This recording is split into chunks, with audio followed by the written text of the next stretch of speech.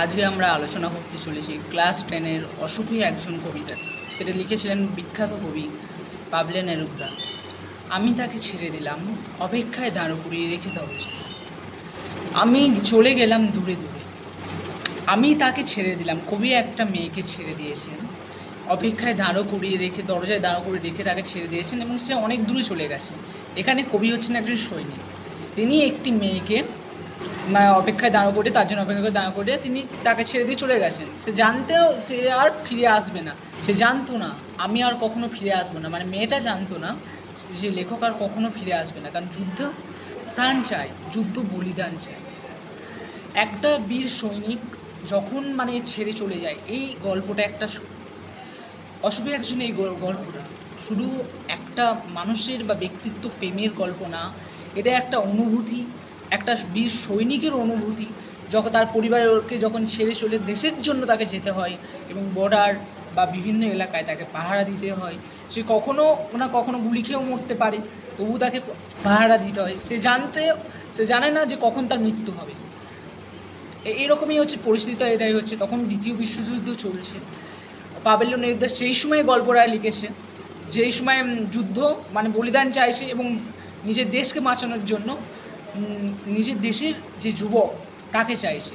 সেই হিসেবে নিজের দেশের যুবক বা নিজের মাতৃভূমিকে রক্ষা করার উদ্দেশ্যে লেখক নিজের প্রিয়জন মানুষকে নিজে অপেক্ষায় দাঁড় করে রেখে দরজায় সে চলে যায়, দেশকে বাঁচানোর জন্য সে চলে যায়। তো সে জানতো না আমি আর কখনো ফিরে আসবো না। তারপর দেখো, একটা কুকুর চলে গেল, হেঁটে গেল গির্জার এক নাল, একটা সপ্তাহ আর একটা বছর কেটে গেল। সময়ের বহমানতাকে দেখানো হচ্ছে যে সময় কীভাবে অতিক্রম হয়ে যায়। দেখো, আজকে দিন হলো, সকালবেলা তুমি হয়তো কোনো কিছু ঠিক করলে যে আমি আজকে এটা করব ওটা করব, কিন্তু তারপরে আস্তে আস্তে দেখতে দেখতে দেখতে দেখতে আবার কালকে রাত হয়ে গেল। তোমার বাস্তবে তো কিছু কাজ কমপ্লিট হলো, কিছু হলো না। এইরকমই হয়ে যায়, সময় দেখতে দেখতে কেটে যায়। কখন তুমি ক্লাস 10-এ উঠলে, কখন যে পরীক্ষার দিনে খাতাটা তোমার সামনে চলে এলো, সেটাও তো ব্যাপার না। তো এইরকম সময় সময় হিসেবে চলে যায়, সময় কারোর জন্য থেমে থাকে না। তো লেখক অনেক বছর হয়ে গেছে যে মেয়েটাকে অপেক্ষায় দাঁড় করে রেখে দরজায় চলে গেছে, তারপর মেয়েটার কোনো নেক্সট খোঁজখবর জানে না। তো এখানে লেখক যুদ্ধে ব্যস্ত আছে। তো একটা কুকুর চলে গেল, হেঁটে গেল গির্জার এক নান। এখানে কুকুরের চলে যাওয়া আর গির্জার এক নান বছর পার হওয়া, সেই দরজা, গির্জা হচ্ছে দরজা, দরজার কাছে বছর পার হওয়া, সেটাকে এখানে বলা হয়েছে।